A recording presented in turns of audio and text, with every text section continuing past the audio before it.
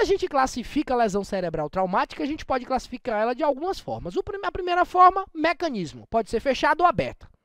O óbvio precisa ser dito. Fechado é quando o trauma é contuso e não perfura a cabeça do paciente, não perfura a dura mater, não perfura o crânio, ok? Então, não perfurou o crânio, geralmente é decorrente de quê? Acidente automobilístico, agressão, rapaz, aquele linchamento, certamente tem lesão cerebral traumática fechada e queda também pode fazer.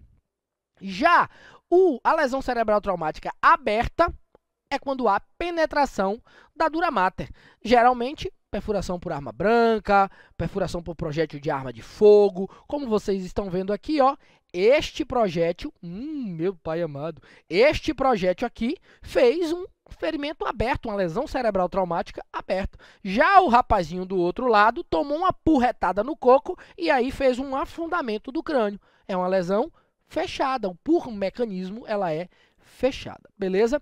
Ó, um beijo para vocês do Instagram também, tá bom?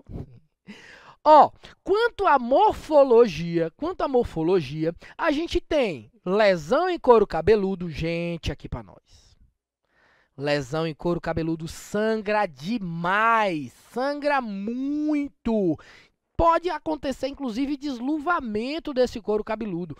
Cara, preste bastante atenção. Quando você tiver com um paciente com a lesão em couro cabeludo, nem se preocupe com a quantidade de sangue, não. Sabe por quê? Porque tem tanto sangue no paciente que você pensa que ele está todo pipinado de facão. Não está, não. É só um corte no couro cabeludo. O couro cabeludo é extremamente vascularizado e esse paciente vai sangrar pra caramba.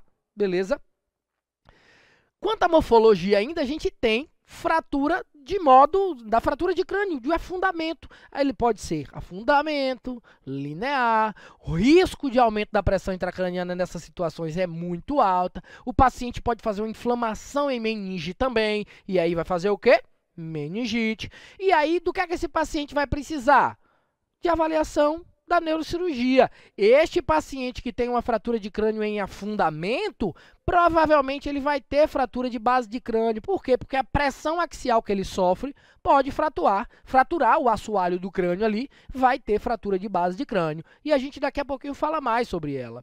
Professor, e quanto à gravidade? Pronto, aí a gente chega no ponto que a gente mais entende sobre a lesão cerebral traumática, sobre a avaliação da gravidade. Então, eu posso considerar um trauma crânioencefálico, uma lesão cerebral traumática, como grave, leve ou moderada, de acordo com a escala de coma de Glasgow P, atualizada de 2018, olha que maravilha. Quando a gente sabe o que a gente procura, a gente sempre procura e acha alguma coisa. Quando a gente não sabe, bebê, a gente fica aéreo, avulso e aleatório. Eu vou dizer para vocês que eu sofria pra caramba pra lembrar como é que funciona a Glasgow. Eu sempre tinha que ter uma colinha, eu sempre precisava, me bugava, travava, os colegas perguntavam qual era o Glasgow, eu ficava meio assim. Pois é, até desenvolver a capacidade, até desenvolver o conhecimento para chegar e aplicar a escala de coma de Glasgow de forma tranquila, de forma leve. Pensando em quê?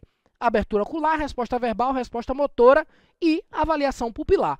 A melhor resposta ocular, 4 pontos. Melhor resposta verbal, 5 pontos. Melhor resposta motora, 6 pontos. 4, 5, 6, 4, 5, 6. Estas são as melhores respostas. A partir daí, a gente vai subtraindo uma a uma. Quem é meu aluno já aprendeu a fazer assim. 4, 5, 6. 4, 5, 6. Assim, a gente vai subtraindo o ponto que o paciente não responda e depois que a gente termina a parte de ocular, verbal e motora, a gente faz fotorreação pupilar bilateral. Voa lá.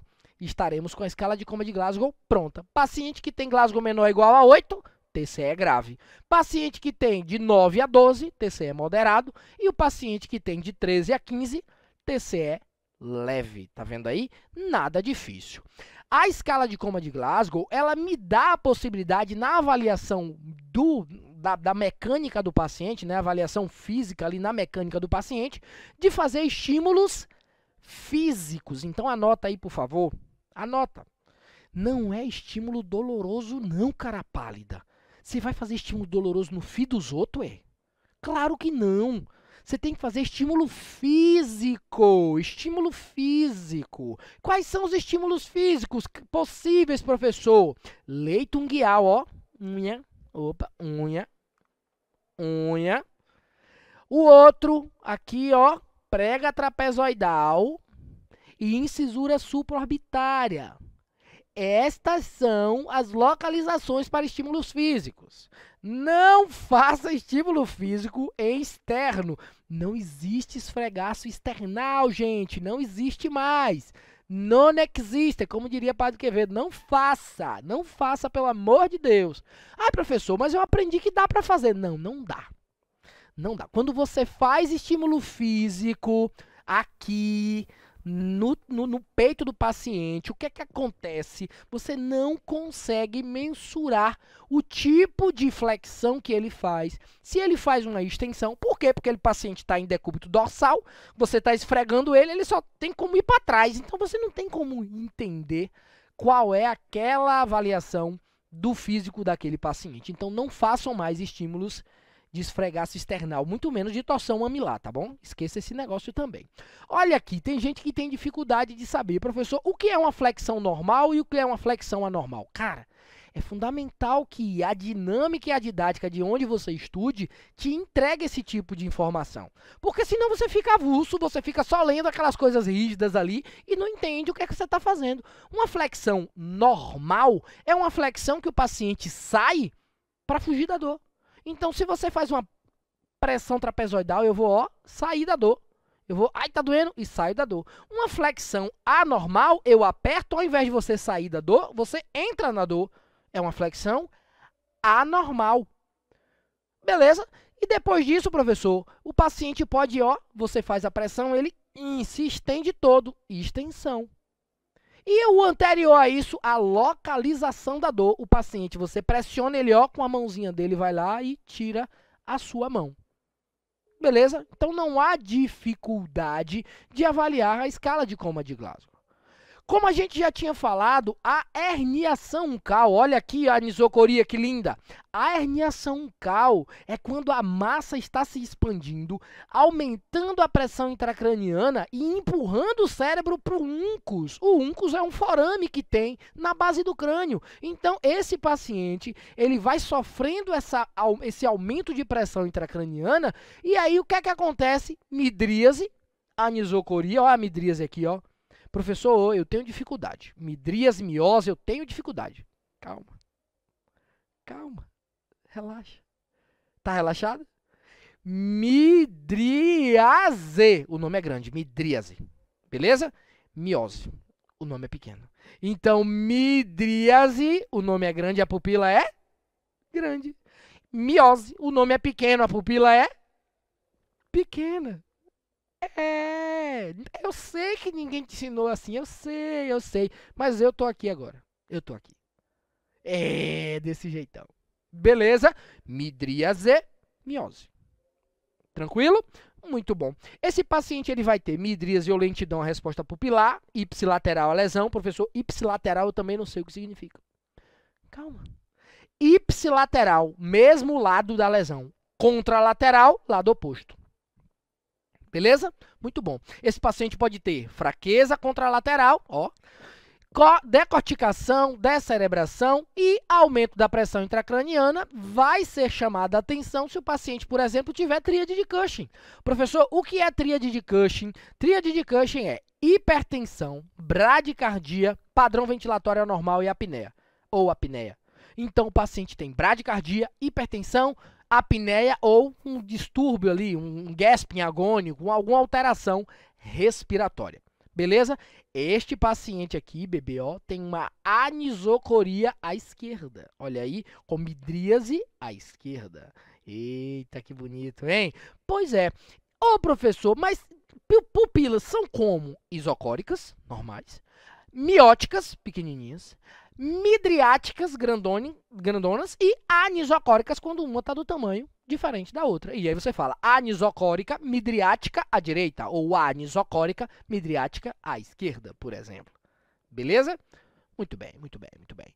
Quando a gente fala de exames complementares na lesão cerebral traumática, a gente precisa se lembrar que, antes mesmo de a gente chegar no hospital, a gente precisa pensar se esse paciente pode, por um acaso, ter uma fratura de base de crânio. Uma fratura de base de crânio. Fratura de base de crânio é preditor de gravidade. Professor, me diz mais alguns preditores de gravidade no TCE aí. Eu te digo agora, pô, tô aqui para isso.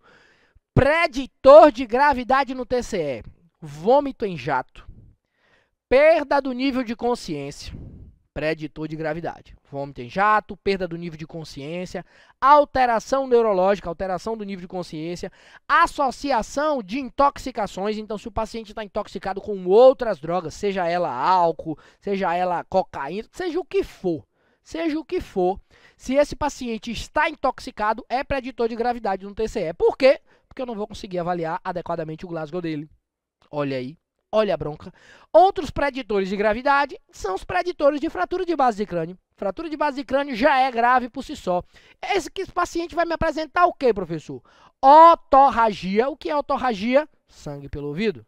Se sangra pelo ouvido, eu vou pegar uma gaze, vou colocar em cima desse ouvidinho, vou tirar essa gaze e vou observar.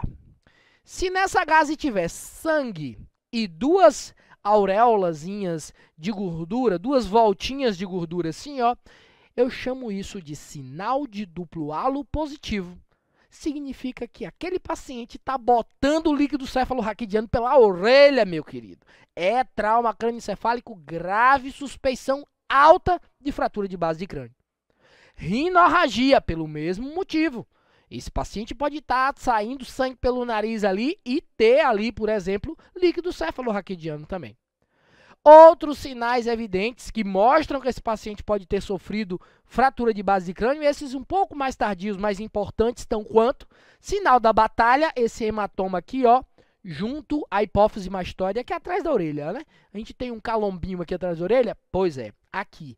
Se tiver roxinho aqui, cara, sinal de Battle, sinal da batalha. Sinal de fratura de base de crânio. Sinal de Guaxinim, ó.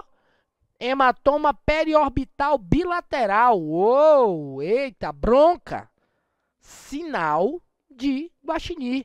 Fratura de base de crânio, até que se prove o contrário. E se esse meu paciente tem fratura de base de crânio, eu vou caçar o quê aspirando esse paciente? De forma alguma eu vou aspirar ele com ponta maleável.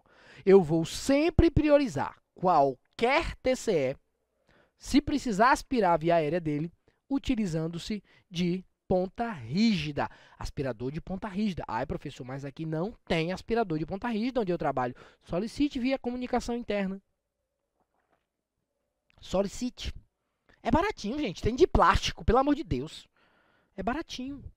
Então, para aspirar paciente vítima de TCE, o ideal é que a gente esteja com aspirador de ponta rígida. Ok? Ah, professor, mas aqui não tem. Eu posso utilizar o ponta maleável? Não. Não utilize o ponta maleável porque você pode fazer um falso trajeto.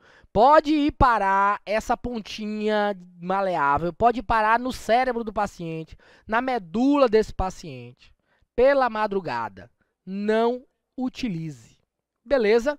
Não utilize. Esses aqui são, como eu mostrei para vocês, o olho de Guaxinim aqui embaixo e lá em cima a gente tem o sinal da batalha. Agora corta para mim aqui rapidinho, corta aqui, me deixa grandão aqui.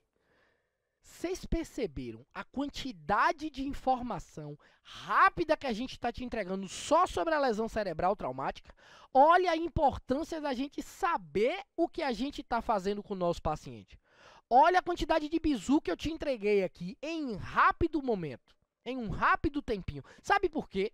Porque é um problema grave. Se você não se prepara para atender paciente com essa gravidade, esse paciente vai ficar com uma conduta aquém.